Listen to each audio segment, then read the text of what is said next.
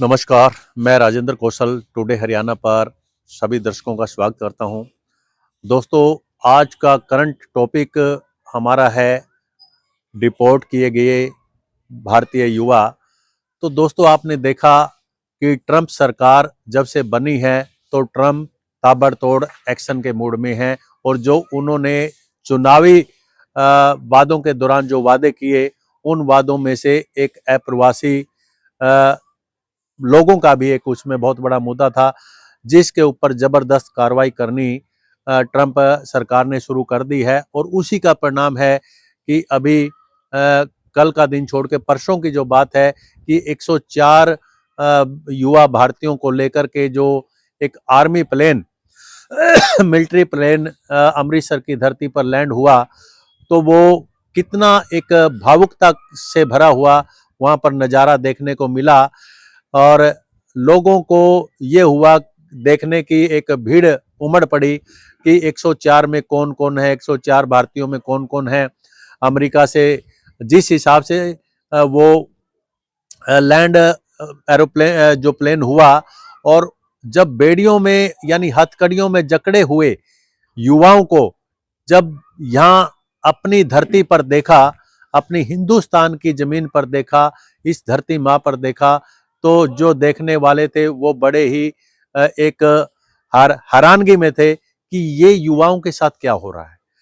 आप देखिए, जो युवा थे उनका जो एक भावुकता का जो वहां पर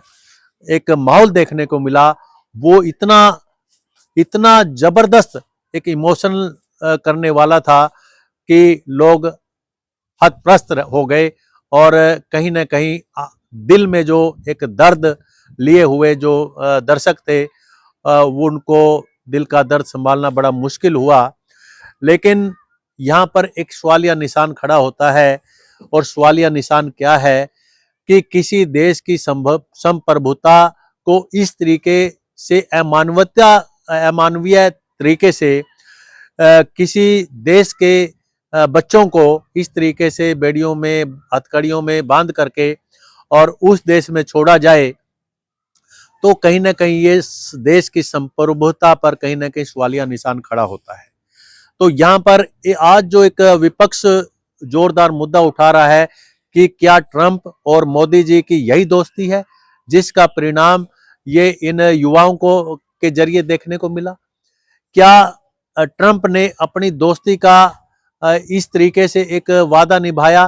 कि हिंदुस्तानी बच्चों को इस तरीके से वो मानवता के तरीके से वो इस धरती पर वापस भेजेंगे, डिपोर्ट करेंगे। और उसके बाद जो बच्चे यहाँ पर आए हैं 104 बच्चे, वो उसमें पंजाब, हरियाणा, गुजरात के जो बच्चे हैं, अभी आप देख रहे हैं मीडिया के माध्यम से कहीं ना कहीं हमारे पत्रकार साथी जो बच्चे पहुंचे हैं उनसे एक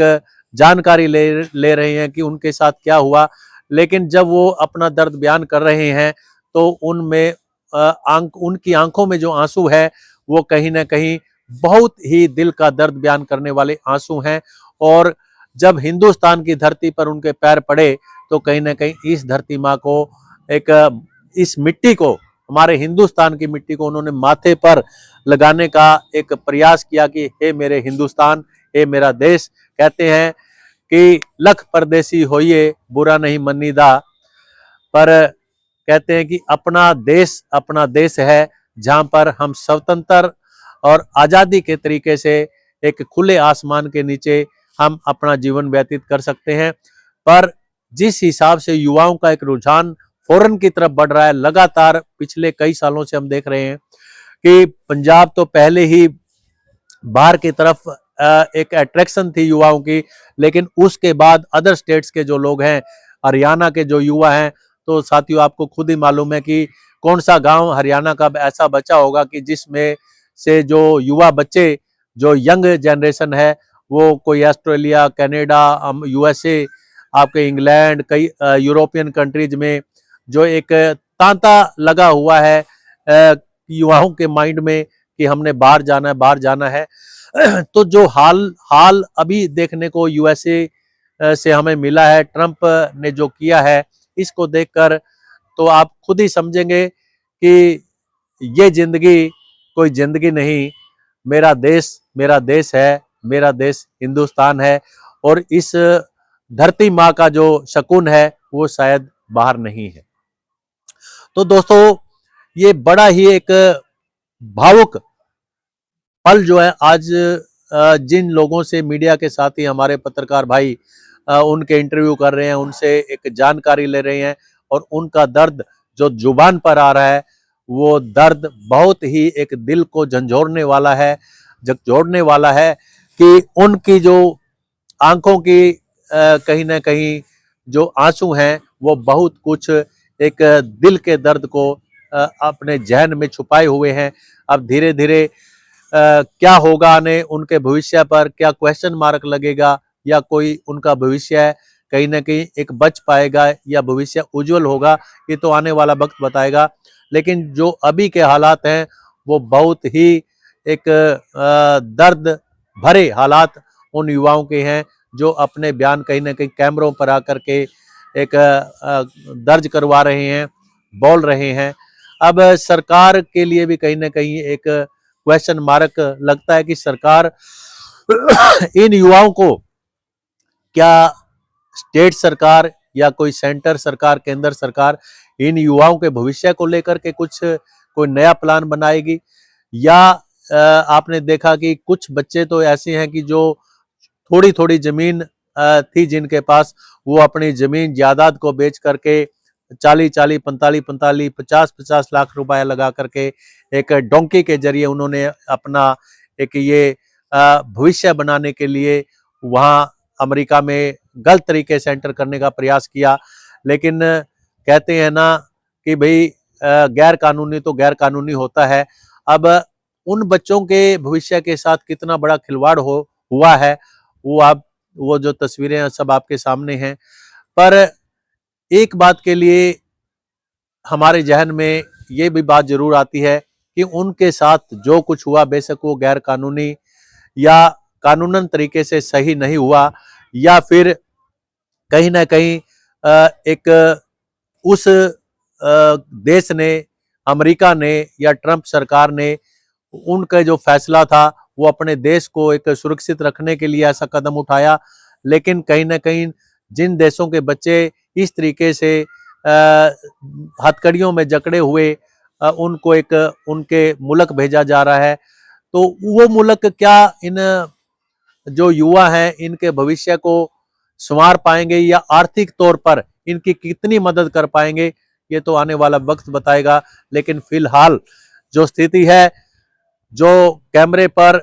जो युवा बच्चे अपना दर्द बयान कर रहे हैं, जो वहां से डिपोर्टेड हुए हैं, तो वो बड़ा गंभीर विषय है। और एक मानवता के तौर पर, एक इंसानियत के तौर पर स्टेट सरकार, स्टेट गवर्नमेंट को और सेंट्रल गवर्नमेंट को मिलजुल करके कहीं ना कहीं इन युवाओं के लिए कोई ना कोई फाइनेंशियल जो हेल्प है वो इनको प्रदान करनी चाहिए। ठीक है, इनके साथ जो भी हुआ, जमीन जायदाद सब बिक चुके हैं, जिनकी साउंड पोजीशन है वो बेशक इस चीज को वहन कर सके, पर एक जो अपनी जमीन जायदाद बेच के युवा बच्चे बाहर गए थे, उनका भविष्य बिल्कुल वहां यूएसए से तो अंधकार में हो ही गया है, पर यहाँ भी अगर उनको कोई आर्थिक हेल्प, आर्थिक सहायता नहीं मिली, तो यहाँ भी वो कहीं ना कहीं ऐसा ना हो कि कोई गलत कदम उठाएं। तो प्रदेश सरकार को और केंद्र सरकार को इसके बारे में जरूर सोचना चाहिए। इन युवाओं को कहीं ना कहीं प्रोत्साहित किया जाना चाहिए। बेशक गैर कानूनी तरीके से वो वहां पर एंटर हुए, पर कहीं ना कहीं कहते हैं गलतियां हो जाती हैं, लेकिन उन गलतियों से सीख लेनी चाहिए। लेकिन कहते हैं तो हमारे हिंदुस्तानी, तो उनके बारे में थोड़ा सा सरकारों को जरूर गौर करना चाहिए। तो दोस्तों, आज एक हमारे दिल में भी एक दर्द था जो कैमरे पर आकर के हमने बयान करने का प्रयास किया, उन युवाओं की भावनाओं को एक कैमरे पर लाने का प्रयास किया, और सरकारों को भी थोड़ा सा उनके किसी न किसी रूप में उनकी हेल्प करने का एक हमने आह्वान किया है। एक इंसानियत के नाते तो कितना सरकारें गौर कर पाएंगी वो आने वाला वक्त बताएगा। लेकिन दोस्तों, एक जहन में दर्द था उन युवाओं को देख करके, जब वो धरती माँ हिंदुस्तान की धरती पर उनके कदम पड़े, लेकिन वो उनके हाथ हथकड़ियों में बंधे हुए थे। दोस्तों,